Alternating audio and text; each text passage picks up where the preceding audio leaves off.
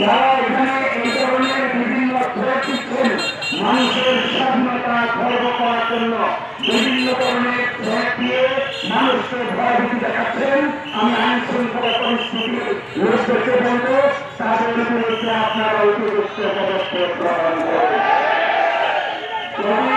এই নির্বাচনকে প্রভাবিত করার চেষ্টা করা হয়, মানুষের স্বাধীনতাকে খর্ব করার চেষ্টা করা হয়, আমার নির্বাচনকে